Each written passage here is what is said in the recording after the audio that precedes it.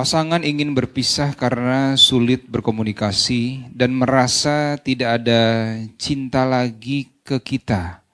Sementara kita sudah berusaha keras untuk berubah sesuai keinginannya, tapi tetap dianggap salah di matanya.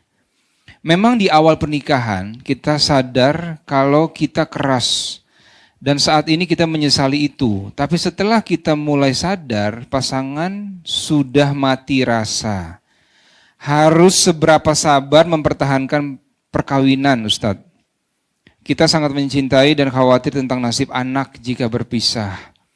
Apakah rumah tangga bisa bertahan? Ustadz, amalan apa yang sebaiknya dilakukan dalam kondisi seperti ini? Terima kasih, Ustadz. Baik, problem ini sebetulnya alamiah akan dialami oleh siapapun yang berumah tangga. Saya ulangi ya, problem ini akan alamiah bagi siapapun yang merasa berumah tangga. Kenapa? Karena declare ayatnya pertama kali sudah mengatakan, engkau pasti menemukan kekurangan di pasanganmu. Itu poinnya. Tapi kadang kesadaran itu menjadi berkurang karena setan bermain dengan cukup indah di situ. Provokasinya terlalu banyak. Apa yang pertama kali setan tanamkan pada pasangan ketika melihat pasangannya kurang baik terlihat adalah sikap putus asa. Melihat keadaan itu sehingga menyimpulkan sudah tidak mungkin kemudian untuk berjalan bersama-sama dan rahmat Allah tidak turun lagi di situ. Itu problem. Maka bagaimana kemudian menguji itu semua? Ada dua timbangannya. Pertama, lihat baik-baik pada konteksnya. Satu,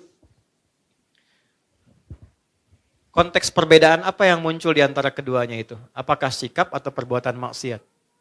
Gitu. Bedakan. Secara fikih nanti berbeda hukumnya. Misal, kalau sikapnya mengarah pada perbuatan maksiat.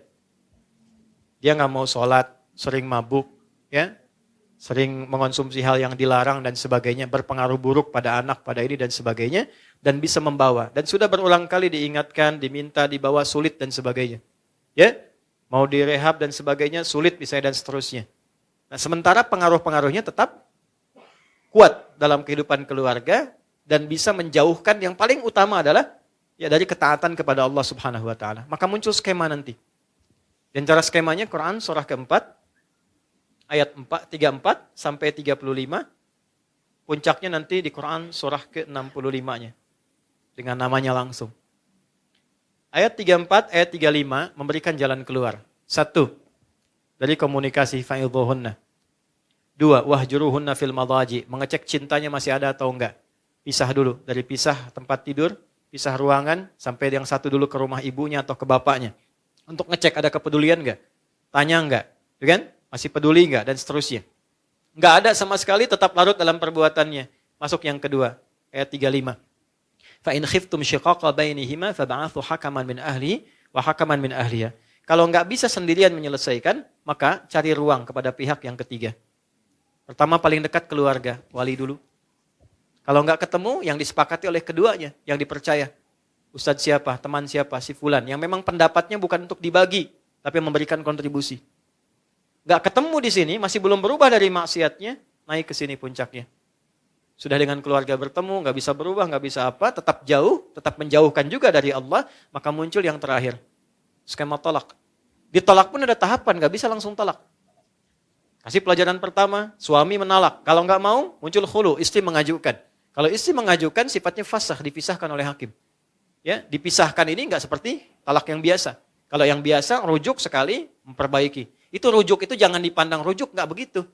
Ya, 3 kali suci itu diberi jeda. Supaya berpikir.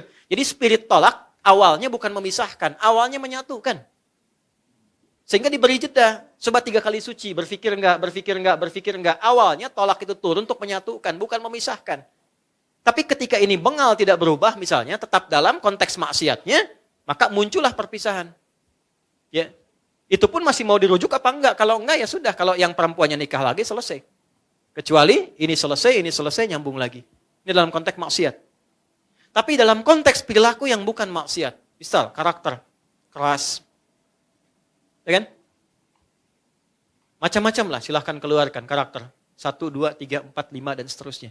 Sepanjang itu karakter, maka balik ke ayat tadi. Aku pasangkan, kata Allah, dia dengan karakternya kepadamu, karena hanya engkau yang bisa mendulang pahala dari sifat kurangnya untuk mengeluarkan sifat baikmu. Pahalanya ada di situ. Kan pengen surga, pengen baik, pengen mulia. Tapi bukan berarti terus-terusan begitu, bukan. Nanti ada jalannya.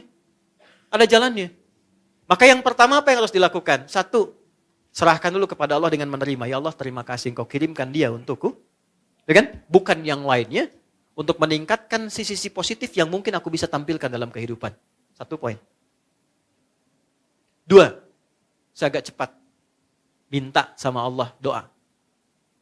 Ya Allah, Engkau kirimkan dia kepada aku bukan pada yang lain. Dan Engkau janjikan dalam keberpasangan ini untuk saling menyempurnakan. Mohon turunkan sifat kerasnya menjadi lemah lembut. Bagaimana cara melakukannya? Ya, gak usah di depannya. Keras amat sih. Kenapa harus begitu sih? Capek begitu. Bangun malam, sholat. Di sampingnya. Minta sama Allah.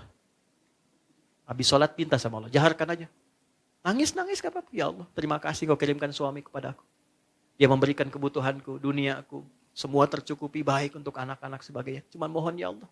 Engkau yang maha lembut. Lembutkan dia ya Allah. Sebagaimana ibuku bersikap lembut kepadaku. Ayahku gak pernah menyakitiku. Lembutkan dia ya Allah. Berikan kesabaran kepadaku untuk menerima ia menjadi lebih lembut dalam kebaikanmu. Mintakan. Hari pertama, hari kedua. Dan kalimat Qurannya jelas. Jangan pernah ada rasa putus asa untuk meminta. Gitu. Hari pertama, mungkin masih tidur.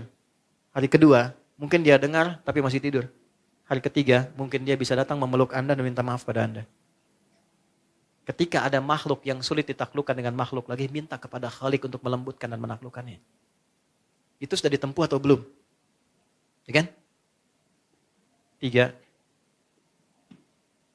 Pelan-pelan.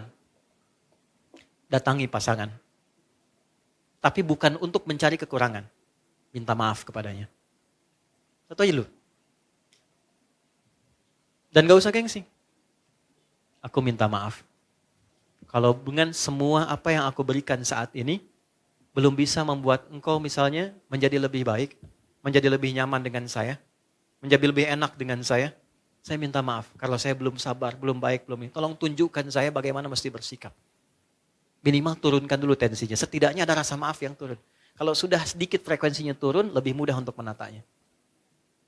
3, kalau belum bisa dilakukan, terakhir ayat 35. Faba'athu hakaman min ahlihi wa hakaman min ahliha. Cari orang bijak yang bisa didengar. Kalau 1 dan 2 sudah tidak bisa saling mendengar satu dengan yang lainnya. Cari orang bijak untuk memberikan nasihat-nasihat terbaik.